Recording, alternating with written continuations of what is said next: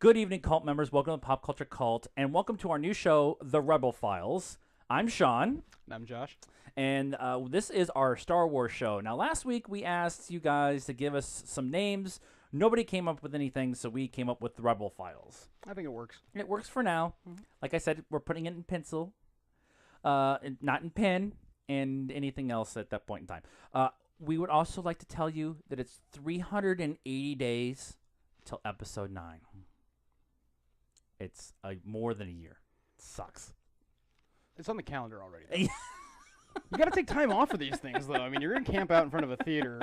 You know, they want to know you're in advance. Got to get it on the books. I have an app. I could probably buy tickets for it right now. Are you holding out? Yeah. After that, I may have early tickets for Bumblebee.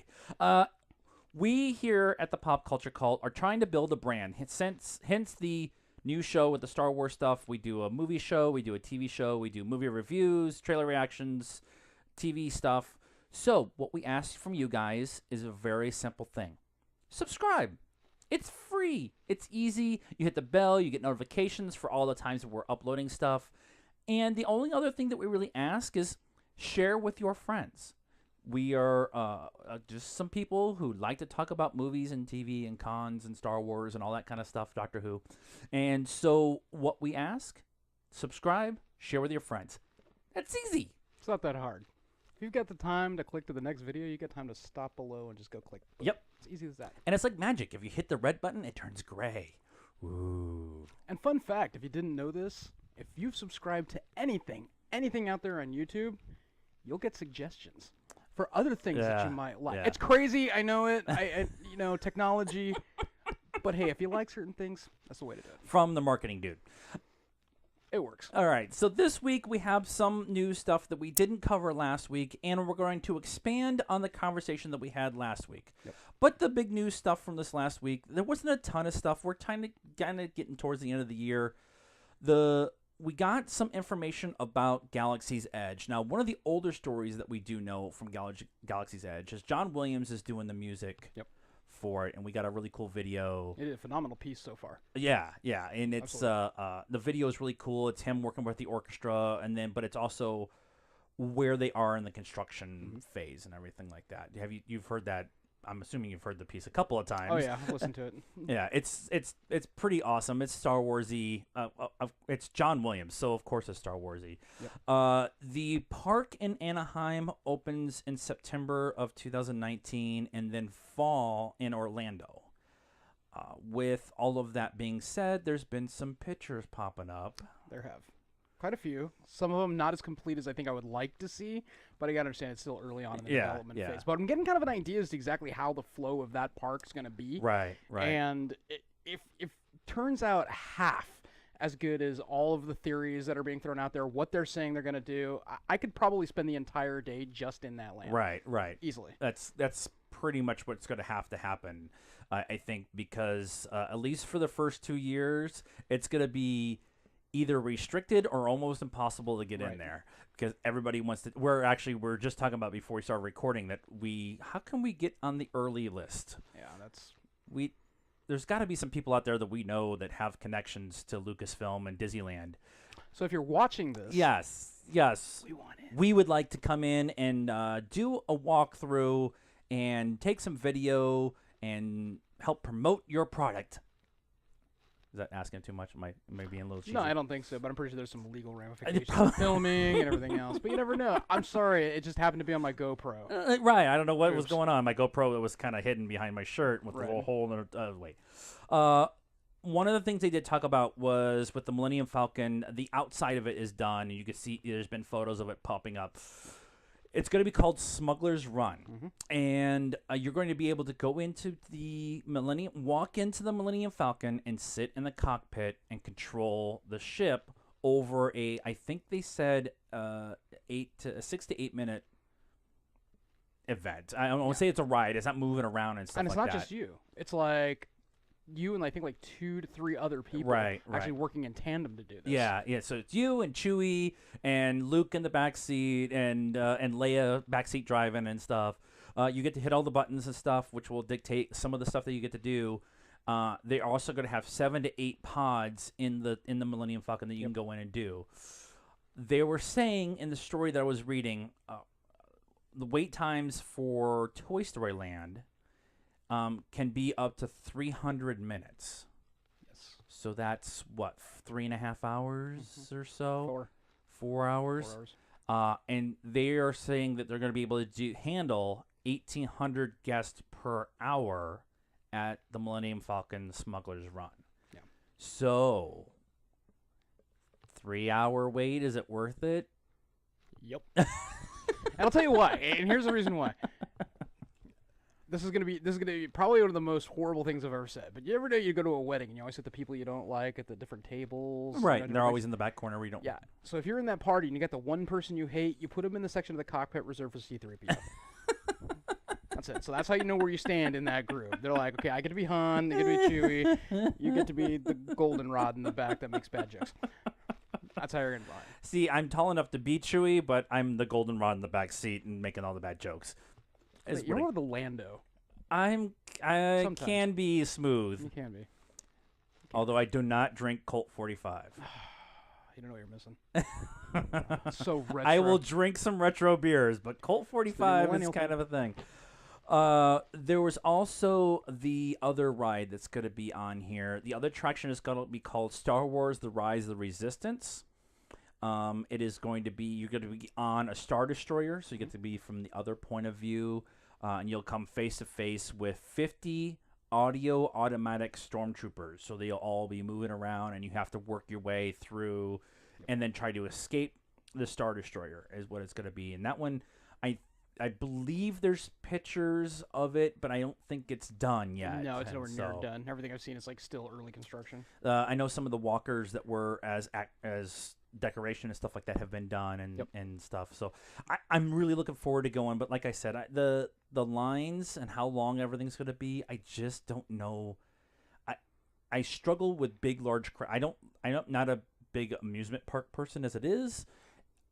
In Disneyland, I've been. It's great. I take my kids. It was fun. I don't care going as an adult, but this is one of the things that's really been drawing me.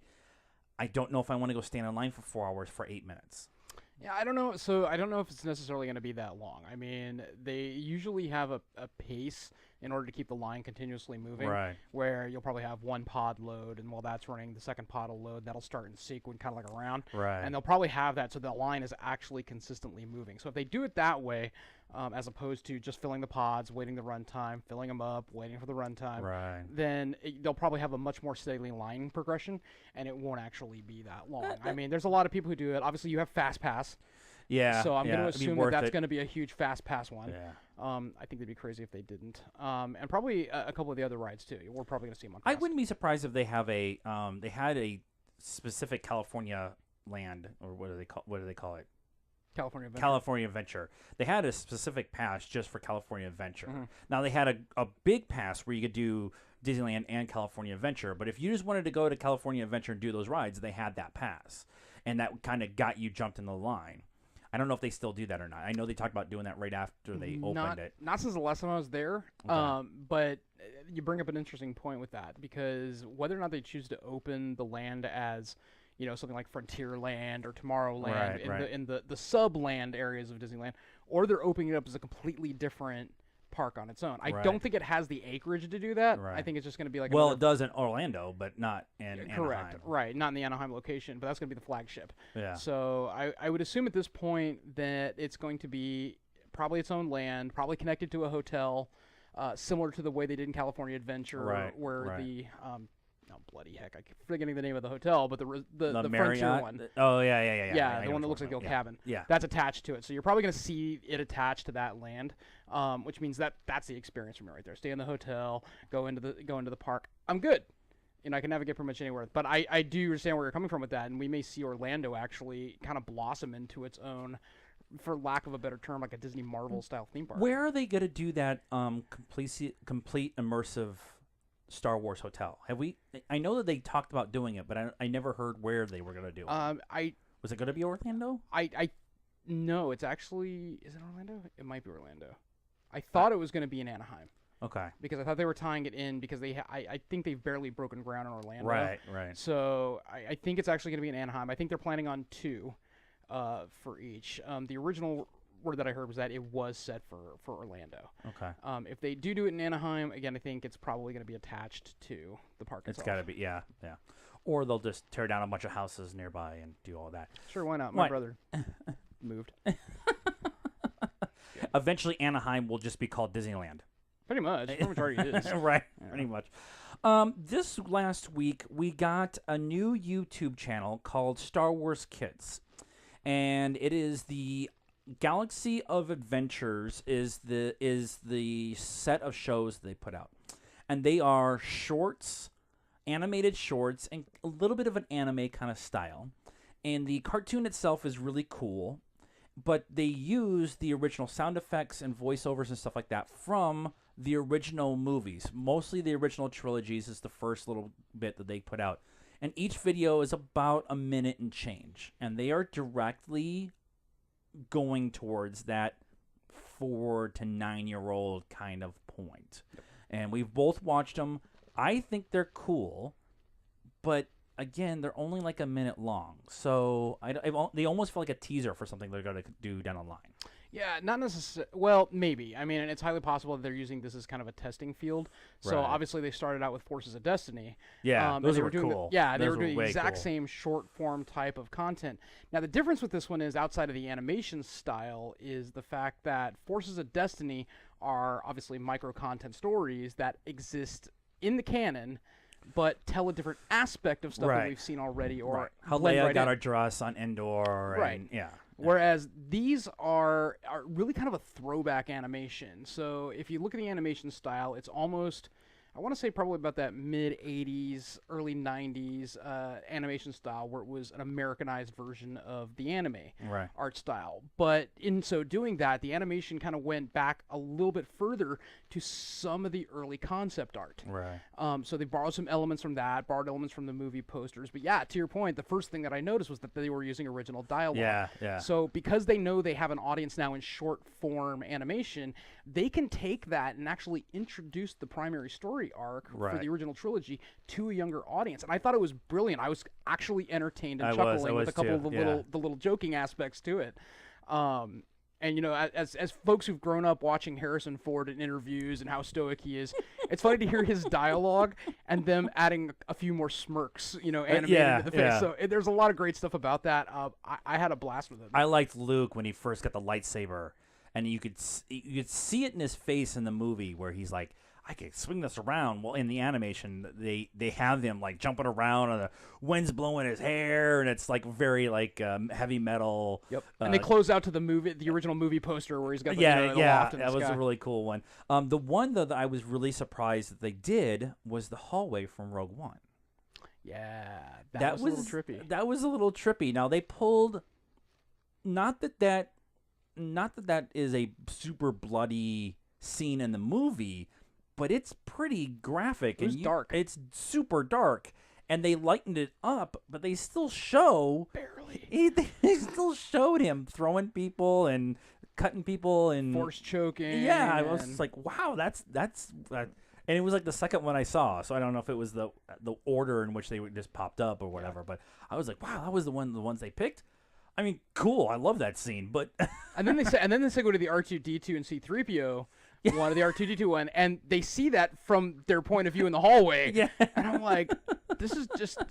I mean, if I hadn't grown up with it, I'd be traumatized, maybe. right. But it was still pretty dark. It was super dark, and seeing it like I just love that C-3PO was walking down the hallway and just kind of stops, and Vader walks by. Yeah. And like it's like, okay, he's gone. Let's go. They're really cool, fun shorts. Definitely for a younger kid. If you have younger kids and you've been kind of questioning when you start introducing them to Star Wars, this is a good starting point. It is. It's I a agree. minute long.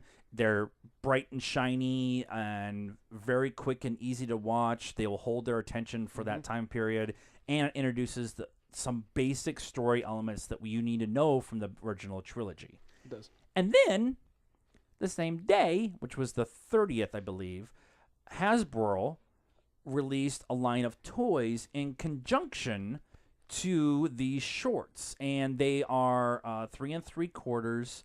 Looks like 5 points of articulation. Traditional style. The originally styling. Have that Kenner kind of look to them, but maybe a little bit more glossy.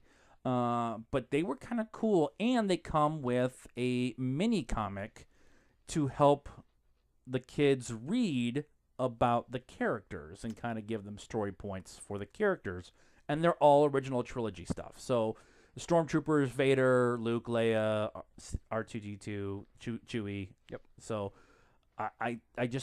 again, they're introducing these to smaller kids because Disney's got to pay for this park somehow.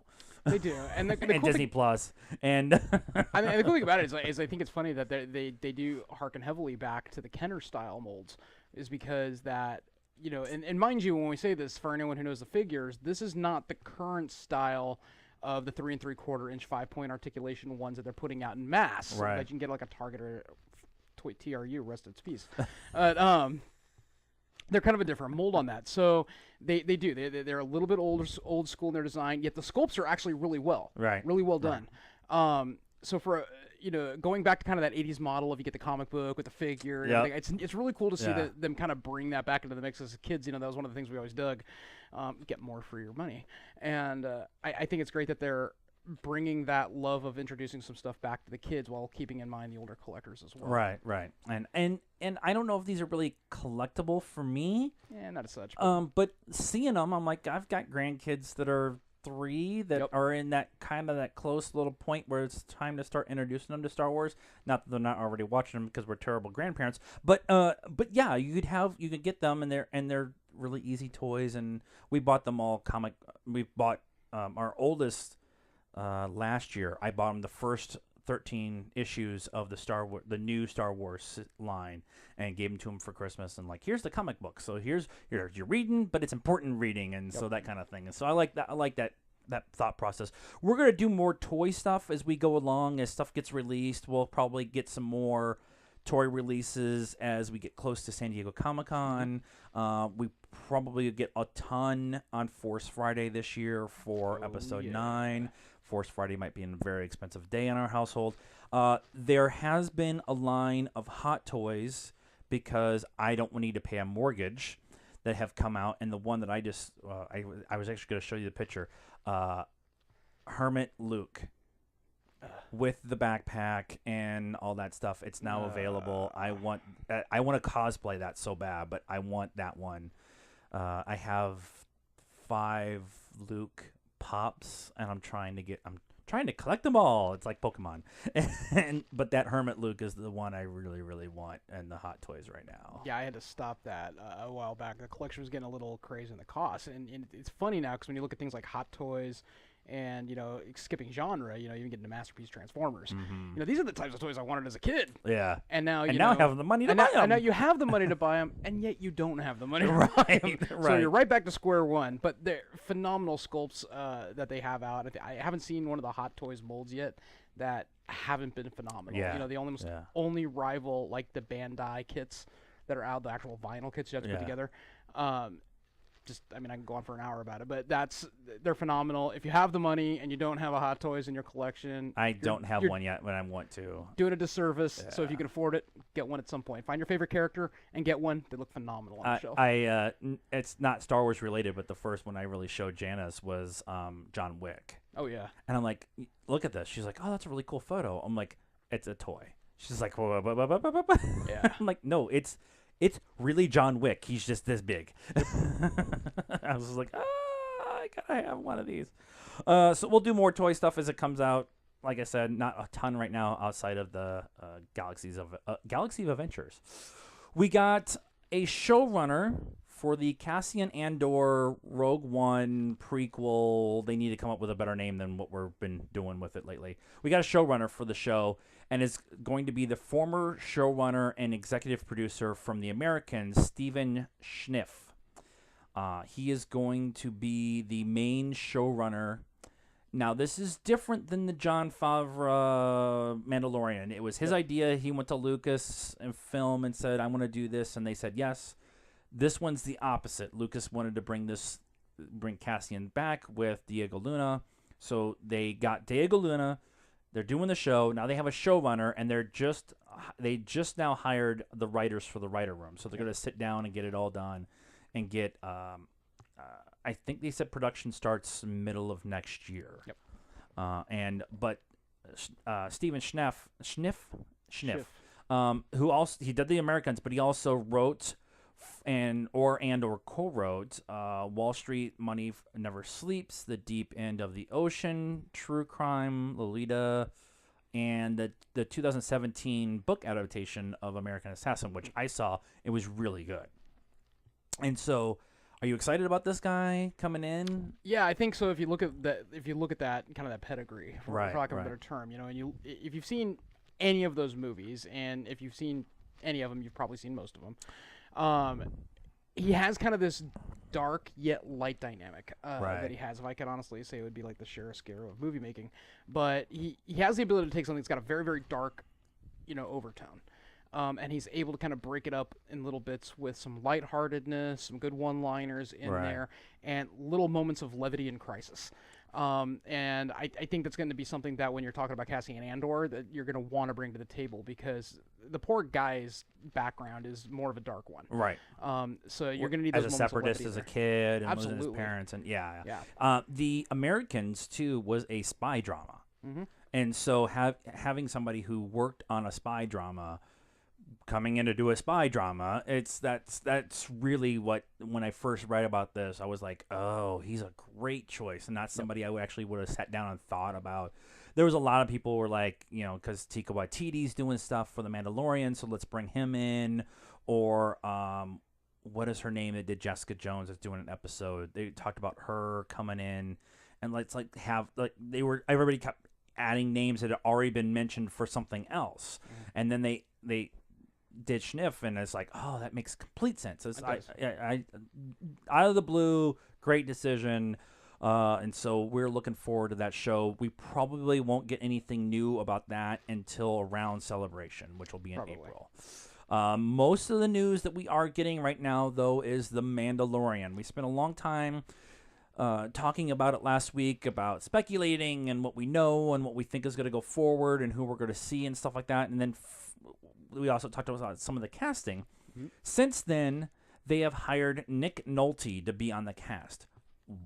What? Nick Nolte? Like Nick? Okay, cool. Yes. No, wait. Yes.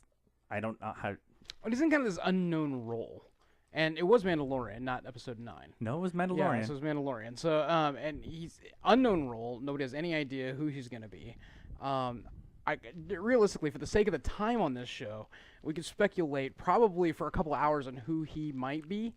But because of the time period, he literally at this point could be anyone. Right. And if you look at his acting style, can kind of help you potentially narrow it down. Right. But he's such an intense actor that you have to wonder, and you hope, I should say you hope, that they're reserving him for somebody who carries a lot of weight.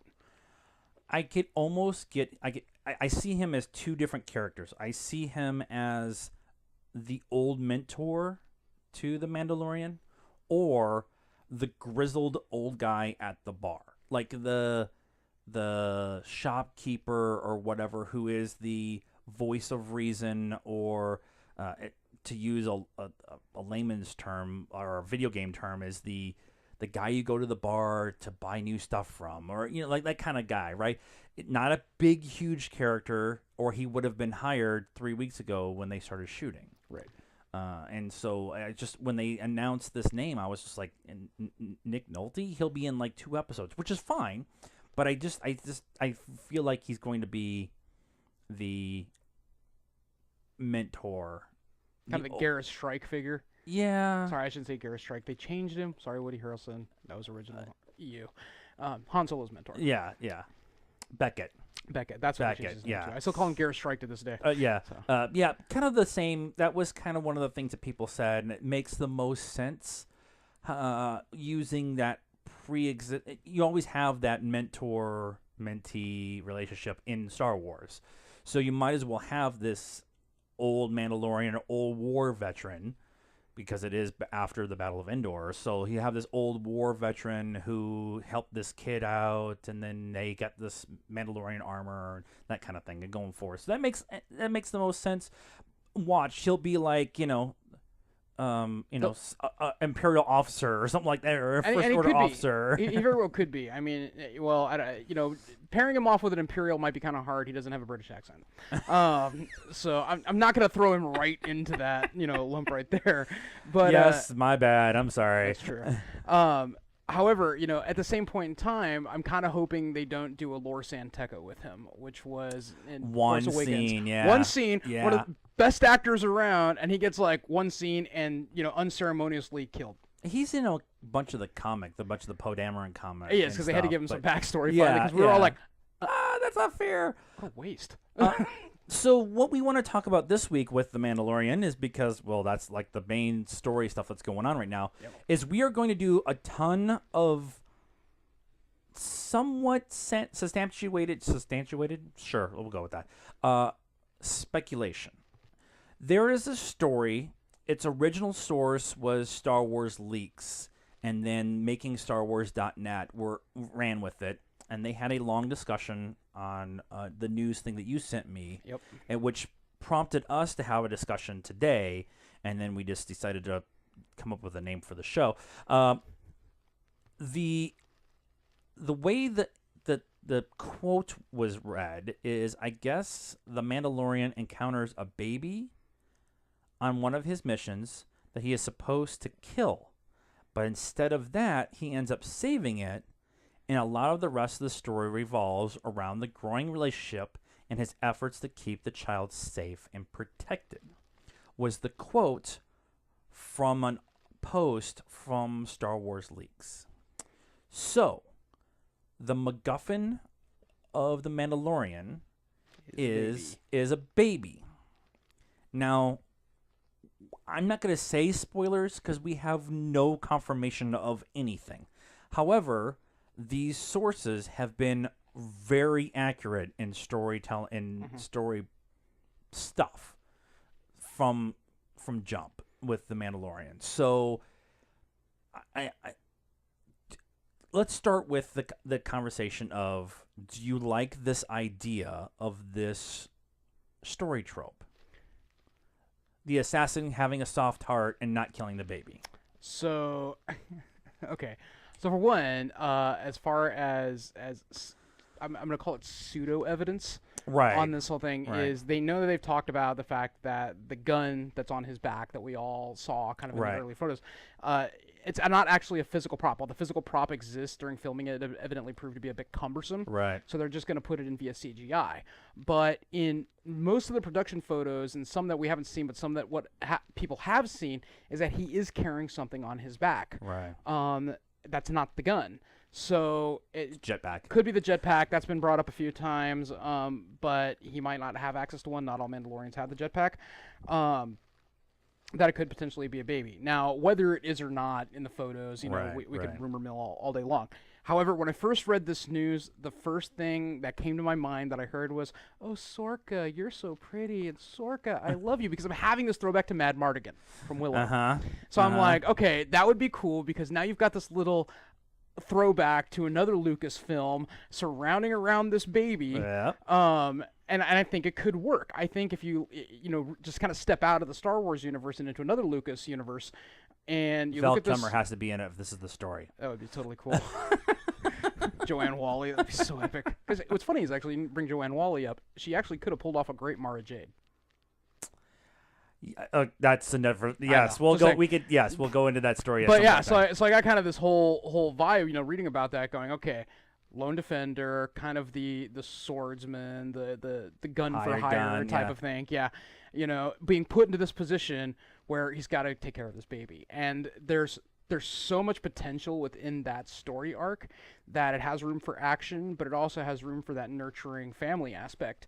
While at the same point in time harkening back to some earlier stuff. Right. So for me, it could actually be exceedingly entertaining. Now, the question of whether or not it's legit opens up far more questions, because if it truly does if the baby is truly the heir apparent to something that is referenced in some of the early stuff that we've seen, then who could it be? How does that end up? Right. So, yeah, I mean, I'm kind of excited by it. I don't, while the baby would be the MacGuffin point and kind of the anchor, the linchpin, I think we'd see a lot of different stories around that. Little too early to get into too heavy a speculation, but I'm kind of cool with the screw idea. you. We're totally going that way. Okay. One of the things they talked about is the fact that he doesn't kill the baby because they believe that the baby is the heir to Mandalore. Right. However, with that, is it just as I'm saying it out loud? The problem with that is the heir of Mandalore is whoever has the Darksaber, who is Sabine. Now, you could have the discussion, although it's not very responsible, that Ezra comes back. Sabine and Ahsoka find him. She has a baby. They kill off Sabine. The baby runs off, or gets taken off somewhere. They hire the Mandalorian to kill the baby. He ends up finding it. I like that whole story arc would be. I struggle with the heir of Mandalore being the baby. Yeah, because I mean, if you have to kind of go back to the last instance that we saw of Mandalore, right? Obviously, Star Wars Rebels. If I remember correctly, and I could be wrong when I'm doing this, so this is like an error margin here. If I remember right, Sabine gave the Darksaber back to her mom, or to whoever was leading when Sabine went back off with the Ghost Crew. Yeah, I'm trying to remember that. That also, if that is the case, then that would also be why the Imperials have a file called Darksaber sitting in the archive in Rogue One, because obviously, Heir to Mandalore possesses the Darksaber. Right. So that for me might make it a little bit of an angle there, because if Sabine's off and running and doesn't care about being the heir to Mandalore, then and her brother stayed. Right. And then a lot of them got wiped out. Yeah. So that's, as far as I'm aware of, and I feel bad for talking about it without doing all my fact checking, but I think the Darksaber's still kind of out in the open right now. Right. And the possession of which is not completely known.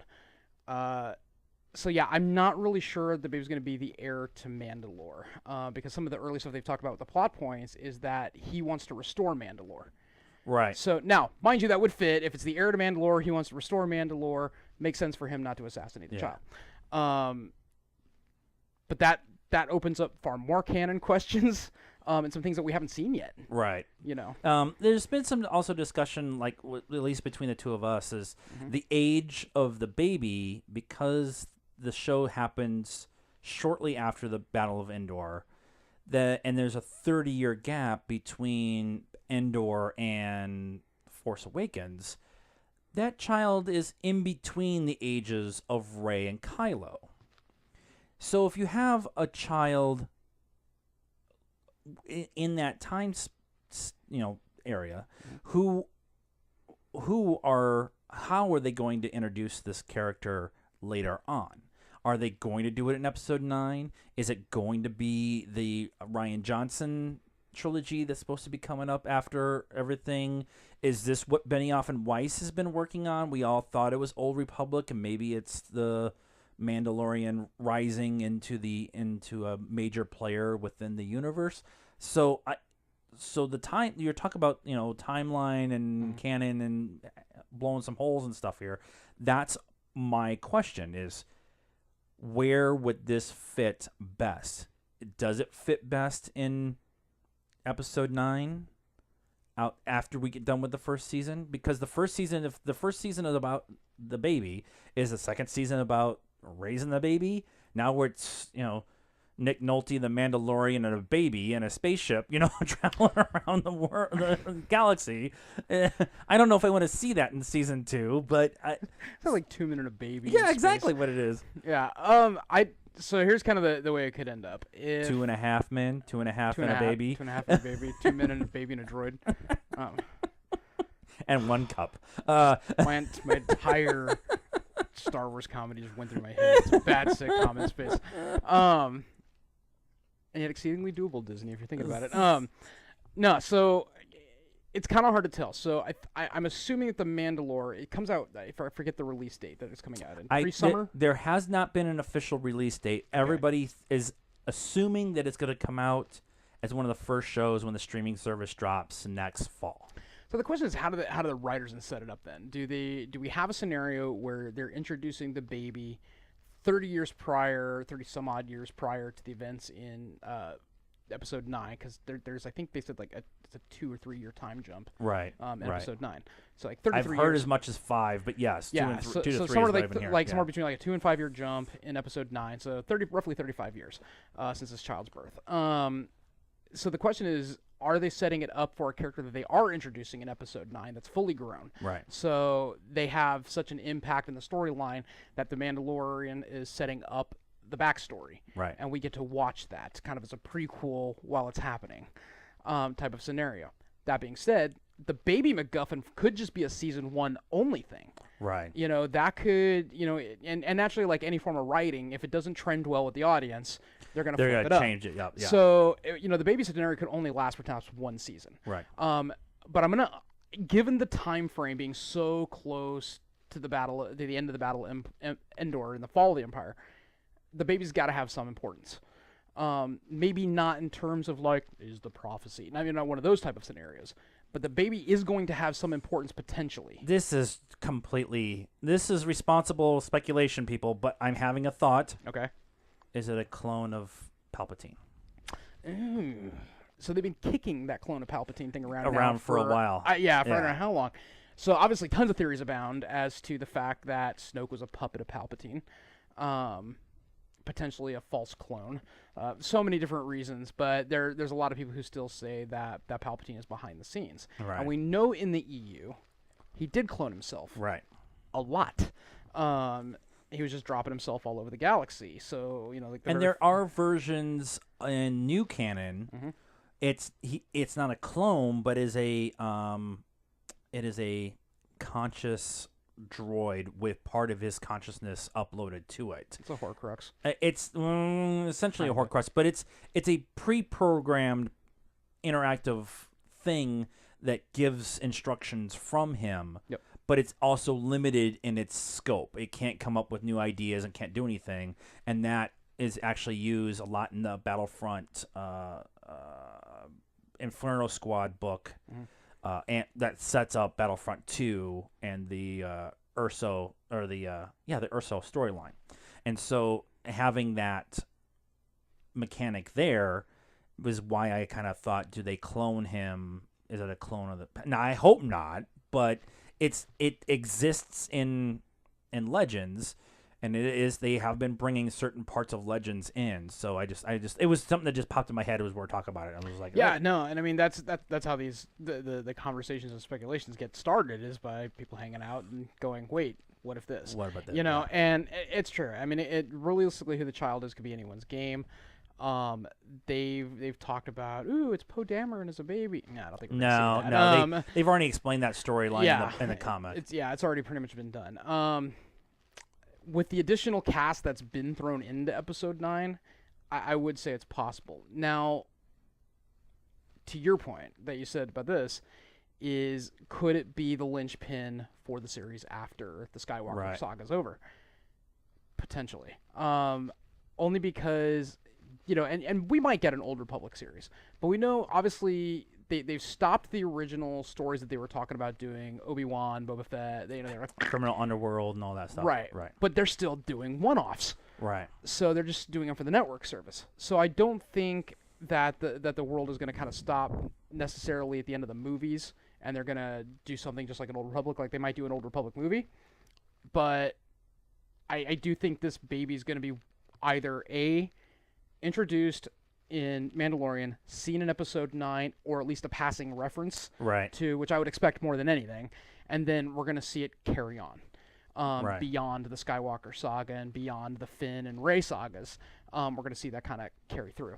So, and to that point, we don't even know, even though Finn, Rey, and Kylo are introduced in the Skywalker sagas, it'll be their... They could have another trilogy set after this that are solely Rey, Finn. I And, those believe guys. I believe that. I think they'll come back in 10 or 12, 15 years and do another trilogy with Finn, as long as they don't kill Kylo off in 9, which I don't think they will. But No, I don't think. I think he's too much. I don't know. It's kind of weird. I think he's too much of a iconic character now. but they killed off Vader. So at the end of the killed off Vader. I mean, they did. They killed his physical form, but obviously they found ways of kind of resurrecting. They did, right? But so and in the Aftermath series, they talk about how his mask and his lightsaber had that Sith energy to him, and that kind of corrupts people and stuff. So that's kind of why Kylo is the way he is. We're kind of getting off topic, but here we go. But that's one of those things that they could do. Have a setup for something down the line. With the idea of having this child, let's go with the Heir of Mandalore. Let's go with that storyline. Let's just for a minute speculate responsibly and say this baby is the Heir of Mandalore. Currently, as we know it, the Queen is the head of Mandalore, Sabine's mom. If it is a girl and they're going to introduce the Mandalorian culture in the movies, you do it with a royal presence, and somebody who fits that MO is Kerry Russell. Now, Kerry Russell was hired, and a lot of people were like, she's a J.J. Abrams fill-in character actor who always comes in, and then she proved herself in The Americans. So you have the idea of Kerry Russell, who can be very physical, can be very regal. Could she possibly be the heir to Mandalore and show up in Episode 9 as the emissary to the Resistance to give them the assistance that they were looking for? Have them be the safe haven where the Resistance can hide, and then once they get rebuilt, then they can go after the First Order with the Mandalorians and the Resistance together. Is that possible? There's two questions in there, but is that a possibility? Yeah, and I think there not a lot of chatter about that angle, but from my end of it, it's one of the more plausible angles to actually go with, because we know that at the end of The Last Jedi that they're in dire straits. We know for a fact that Rebels left us with a hangover. Rebels left us with a hangover. It did leave us with a hangover. Very emotional hangover, but it was emotional one. They left us with a cliffhanger where we saw the devastation on Mandalore during the war. We don't know how many have survived. We know there's maybe a handful at this point. Right. We know we saw no official Mandalorians during the original trilogy. They weren't even in the picture. They weren't mentioned at all. Right. We only had the Boba Fett, and obviously he's not an actual Mandalorian. So that takes us into what we know. We saw Mandalorian armor in Solo. No references in Rogue One that I remember. So it takes us to the original trilogy. So that's the beginning of no references. And, we see the suit of armor, obviously, in the office in Solo. So you get kind of the impression that it might be there as a relic of old Mandalore before the wipeout, before the Empire took care of them. Right. So then you go through this giant gap, and then you have the Mandalorian.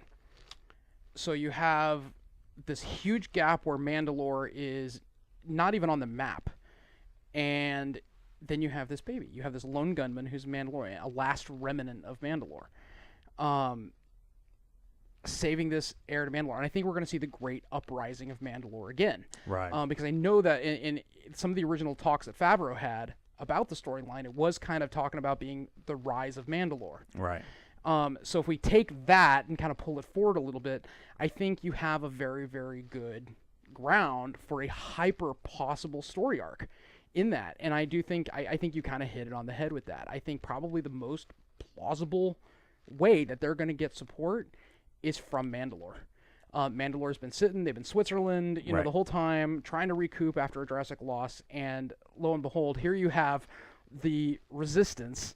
You've got all X-Wings, 14 of them all 14 whatever. of them, you got a couple of kids with some lightsabers, and you've got an entire fleet of jet-packed, pissed-off people who are really pissed off at what's left of the Empire. Right. to me, it would make the most sense. And honestly, if they went that direction, I would be jumping up and down in my theater seat. Yeah. The one thing too about having this kind of thought process is a lot of people have said they want new stories introduced within the Star Wars movie universe. Now, if you're fanboys and you've read the comics, you've read the books, and you've done Resistance and stuff like that, there's tons of new stories out there that aren't directly the original trilogy, and or the prequels. They touch on those time periods or have references to that time period. But if you want to really give people a new story within a known part of the Star Wars story, you bring in Mandalore. And it's a subject that has been touched, but really only in Rebels, and not everybody, or in Clone Wars. And that's not everybody watched Clone Wars or Rebels. Correct. Most movie people have no idea that Clone Wars and Rebels exist, and if they do, I'm not watching that. It's a cartoon. It's for kids. It's not, by the way. No. Especially Clone Wars. Whew. But if you want to introduce this new, you have something that is in the canon. It fits within the storyline. It's a world that is rich in history and political intrigue and economy and strife and battle and civil war, all that stuff. You could tell that story inside that what we already know of the Skywalker saga. So that part is why I was like, oh, I wonder if they're doing it this way. And if you want to use Carrie Fisher as that heir, or Carrie Russell as that heir, it would make complete sense. Now, I'm not saying that's what's going to happen. Everybody thinks that she's going to be either one of the Knights of Ren, or that she's going to be some mentor to Rey. Some people even say Mary Jane. I don't think that's going to happen either. Mara Jade, sorry, Spider-Verse. So like, I thought that she was going to be a different character than what everybody else has been talking about. This one makes sense to me. Now, is it true or not? Probably not. You know, it wouldn't shock me if there's some hybrid of that. I mean, the only other theory that I kind of had was the Mara Jade, and I could potentially see it, even if they only brought her in as a flashback sequence. Right. So, because there is that 30-year gap, we don't know much about Luke outside of what they said, kind of in the movies. And so he spent a lot of time going around the universe collecting artifacts. He did. And at some point, he could have run into Mara Jade. You have the EU story arc with him and his wife. You know, you could have that, which I think would be cool. Maybe a little fan service, but still cool. The other angle with that is she could simply be she could just be a rebel. Not a rebel, but an Imperial. You know, she could be. I think it would be a waste of her talent to kind of give her one of those small, you know, woo, you're a high-profile star, and give her a small role. Right. You know, I don't want. Some people said that she's Rey Sloane, and I'm like, I don't want her to be Rey Sloane either. She's the wrong color, by the way. Yeah. But yeah, that was one of the first things people said too, was Rey Sloane. I'm like, no. She doesn't fit the bill. No. Yeah, that'd be horrible casting if they cast it would be terrible casting, right? I don't think they're that bad, but you know, and to your point with that, Disney's not idiots when it comes to marketing, right? You know, and leave the marketing advertising guy to bring this up, but it's true. If you think about it, what's the other giant element within the Star Wars universe that has an equally ravenous fan base outside of the Sith and the Jedi? The Mandalorians, right? So you know, if you're Disney and you've said, sorry, we don't care about Boba Fett. We've killed that. And you already got your entire fan base pissed off over that. Right. How do you bring it back? Well, you've got something in your back pocket that you're saving for Mandalore. You know it's huge. It's a corner of the Star Wars universe that people are ravenous to know more about. It's in your back pocket, and you're like, just wait. So to that point, it would make sense. Now you can, by introducing them back into the movie canon again, you've now reinvigorated your fan base. They're like, yeah, we're back on the movie screen again, and that gives little kids another element of the universe to grab hold of. Yep. Which also ties into the smuggling and the spy stuff as well. Yep. So you can kind of get a a full circle approach doing that. Yep. And then you have Rian Johnson do a Mandalore story for 2 or 3 episodes. Benioff and Weiss do Old Republic, so you can get the Sith and Jedi, because we get Battle of Bastards with lightsabers, and then in 15 years we get the Rey Kylo storyline again. Yep. Hey, look, Disney, we're giving out ideas for free. That is our show this week. We could go on for hours and hours talking about what Episode 9 and Mandalore and all that could be, and how it connects with the Mandalorian and all that story. But we want to try to keep these to an hour. It's a true story. People like us when we sleep at night. We're better in the morning. Yeah. I can only have so much coffee in the day. That's true. So what did you guys think of both our news stuff that we talked about and our speculation of what we think the Mandalorian and this possible heir is and could be? Let us know. Leave us a comment. If you've watched this video this long, please leave us a comment. Even if it's, hi guys. Leave us a comment, like this video, and subscribe to the channel and hit the bell for all the notifications. You can get a hold of us too on our social media network. All the stuff, all the contact information is in the description. Yeah, and to be honest, guys, like you just mentioned, if you have any input on this, we always exercise speculate responsibly. If you're gonna come out with a theory, have some foundation behind it. If you go completely off the rim, it might be true. You never know. But the idea is that we want to kind of stay within what we actually know the canon to actually kind of point us in the right direction. So if you have input, definitely get in the comments below. Start that discussion up, talk amongst yourselves, and that way, believe it or not, we actually do read those, and that gives us talking points for future episodes as well. So if you've got something you want us to cover, be sure to leave that in the comment section as well. Absolutely.